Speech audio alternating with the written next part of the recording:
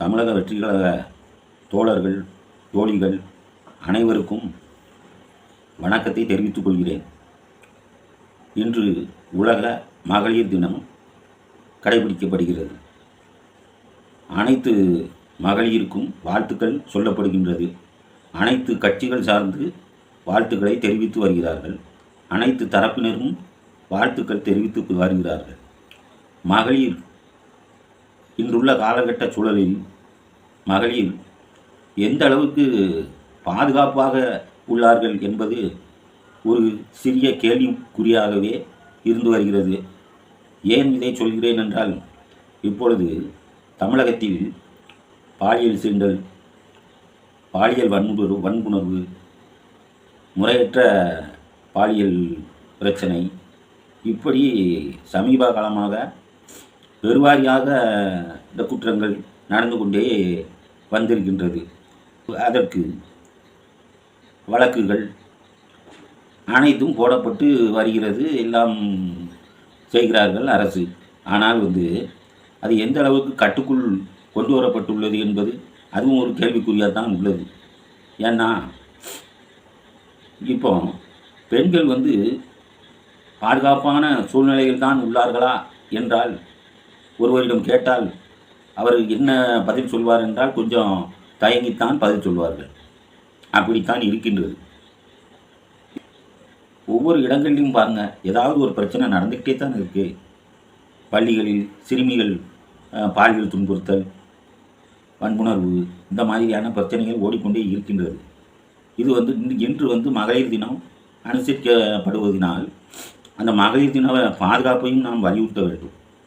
அந்த வலியுறுத்துவது நான் இப்பொழுது ஆண்டு கொண்டிருக்கின்ற அரசு தான் அதை முக்கியமாக அனைத்து துறைகளும் அவர்கள் கையில் தான் உள்ளது. காவல்துறையும் அவர்கள் கையில் தான் உள்ளது. அவர்கள்தான் பொறுப்போடு அதை செயல்படுத்த வேண்டும். ஏன்னா தொடர்ந்து நடந்து கொண்டே வருகிறது. அப்பொழுது ஒரு பிரச்சனை வருகிறது, உடனே அவர்களை கைது செய்வது, அவர்கள் சிறையில் அடைக்கப்படுவது, இப்படியே நடந்து கொண்டிருக்கின்றது. ஆனால் பாதுகாப்பு உறுதியாக இருக்கிறதா என்றால் ஒரு கேள்விக்குறி தானே. இப்போ தமிழ்நாடு முழுவதும் எடுத்துக்கிடுங்க. கல்லூரிகள், பள்ளிகள், குழந்தைகள், சின்ன சின்ன குழந்தைகள்லாம் வெளியே ஸ்கூலுக்கு செல்லுது. எந்த மாதிரியான பாதுகாப்போடு வீட்டுக்கு வருது அப்படின்னு நம்மளால் உறுதி சொல்ல முடியாது. அதனால் அதை வலியுறுத்துறது யார்? அந்த பொறுப்பு வகிக்கும் அரசாங்கம். அவர் கையில் தான் உள்ளது. அது எந்த அரசாங்கமாக இருந்தாலும் சரி. இப்போ ஆளுகின்ற அரசாங்கம் அதை முக்கியமாக கையில் எடுக்க வேண்டும். அதற்கு முதலில் தீர்வு காண வேண்டும். ஒன்று சொல்வது, நாங்கள் இருக்கும்போது இவ்வளவு பிரச்சனை இல்லை என்று இவர்கள் சொல்வது, இல்லை நீங்கள் தான் உங்கள் பீரியடில் தான் அவ்வளவு பிரச்சனை இருந்தது என்று அவர்கள் சொல்வது, இப்படி மாற்றி மாற்றி குற்றம் சொல்வது எந்த ஒரு பயனும் இல்லை. அதற்கு ஒரு தீர்வு காண்பது யார்? இப்பொழுது இருப்பவர்கள் தான் தீர்வு காண வேண்டும். அதை தீர்வு காண முயற்சிக்க வேண்டும். இப்போ எந்த அளவுக்கு தமிழ்நாடு முழுக்க பாதுகாப்பு ஏற்பாடுகளை செய்திருக்கிறார்கள். இப்போ இன்றைக்கி மகளிர் தினம் அதை வலியுறுத்தி தாவேகா சார்பில் பெண்கள் அனைவரும் சேர்ந்து ஒரு அறவழியில் ஒரு விழிப்புணர்வுக்காக பெண்கள் பாதுகாப்பு நலம் வேண்டி ஒரு விழிப்புணர்வு நிகழ்ச்சியாக அறவழியில் அதை ஒரு சின்ன விழிப்புணர்வு போராட்டம் போல நடத்தினார்கள். உடனே அவர்களை கைது செய்து வைத்தனர்கள். அவர்களுக்கு உரிமை இருக்கின்றது. ஜனநாயகத்தில் அவர்கள் வாக்காளர்கள், அவர்கள் தான் எஜமானர்கள். அவர்களுக்கு பிரச்சனை என்றால் அவர்கள் போராடுவதில் எந்த தவறும் கிடையாது. அவங்க கேட்கத்தான் செய்வார்கள். அவர்கள் கேட்கும் அளவுக்கு எந்த அரசும் நடந்துவிடக்கூடாது. முதலில் அரசு அதை புரிந்து கொள்ள வேண்டும்.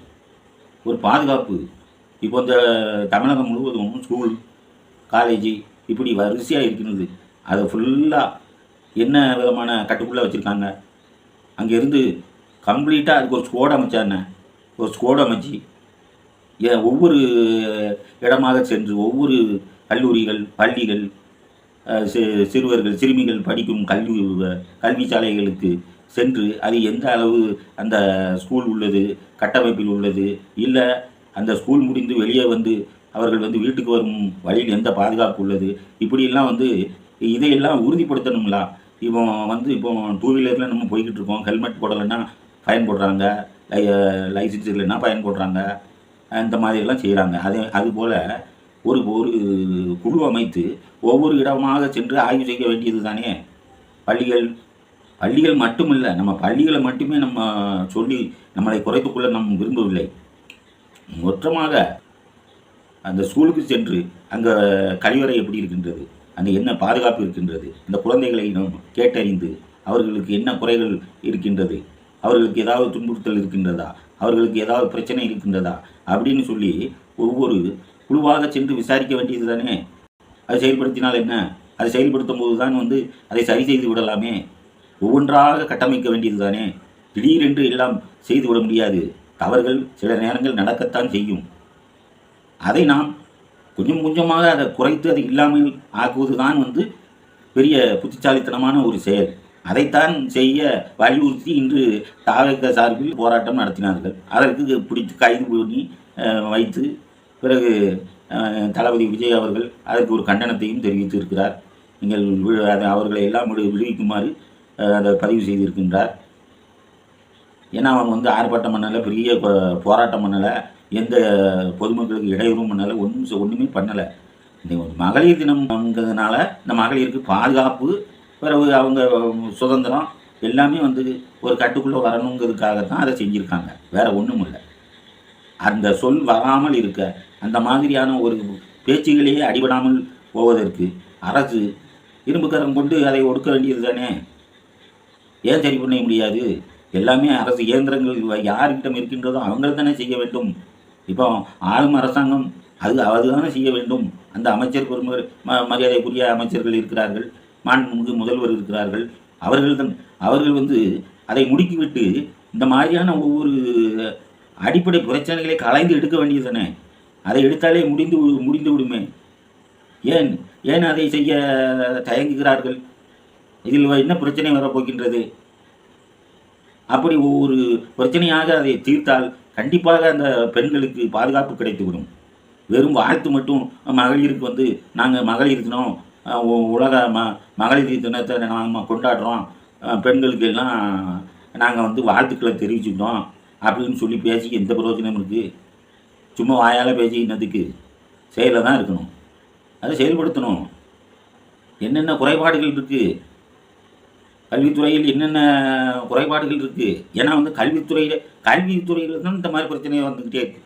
இங்கே பாருங்கள், போக்சோ வழக்குகள் எத்தனை வழக்குகள், போக்சோ வழக்கு சிறுமி அந்த கிருஷ்ணகிரி அதில் பிரச்சனை, அந்த ஒரு காவல்துறை ஒரு உமன் போலீஸு அவங்கள் கூட பாதுகாப்பு இல்லாமல் இந்த பழவந்தங்கள் சென்னை அந்த பகுதியில் அதெல்லாம் நினைக்கும் போது மிகவும் கஷ்டமாக இருக்கின்றது. அவங்கெல்லாம் அந்த கடமையை செய்யணும்னு தானே வந்திருக்காங்க. அவங்களுக்கே ஒரு பாதுகாப்பு இல்லாத ஒரு சூழ்நிலை வந்தால் அவங்க என்ன செய்வாங்க? அவங்க பெண்கள் தானே. அதனால் அரசாங்கம் அதாவது இந்த எதிர்ப்புங்கிறது எதுக்கு? எதிர்ப்பு ஒரு பதிவு தான், உங்களை ஊக்குவிக்கத்தான். அரசாங்கத்தை ஊக்குவிக்கிறதுக்காகத்தான் ஒரு அறவழியில் ஒரு சின்ன விழிப்புணர்வு போராட்டம் பண்ணுறாங்க. உடனே அவங்க அத்துமீறாங்க, போராட்டம் பண்ணுறாங்க, அவங்க பொதுமக்களுக்கு இடையூறு பண்ணுறாங்க, அவங்கள பிடிச்சி அரெஸ்ட் பண்ணி கொண்டு போய் என்ன செய்ய முடியும்? அதனால் இந்த ஆளும் அரசாங்கம், இப்போ முதல்வர் இருக்கார், முதல்வர் தான் இதுக்கு முயற்சி பண்ணி அதுக்கு எல்லாமே நடவடிக்கை எடுக்கணும். கல்வித்துறை அமைச்சர் இருக்கார், அடைச்சி வைக்கிறது இது தேவையா? இந்த மாதிரி தேவைகள் இவைகள் தேவையே இல்லை. ஏன்னா நம்ம அதாவது அரசாங்கம் சரியாக செயல்படும் போது யாரும் எந்த எதிர்ப்பும் எந்த ஒரு போராட்டமும் எதுவுமே சொல்லப்போவது இல்லை. அதனால் அனைத்து உலக மகளிர் தினம் இன்று, ஆனால் பாதுகாப்பான மகளிர் தினமாக அமைய வேண்டும் என்பதே இந்த அனைத்து தமிழக மக்களின் சார்பாக அந்த அரசுக்கு, மாண்புமிகு அமைச்சர் ஒருவர்களுக்கு வேண்டுகோளாக வைக்கிறோம். வணக்கம்.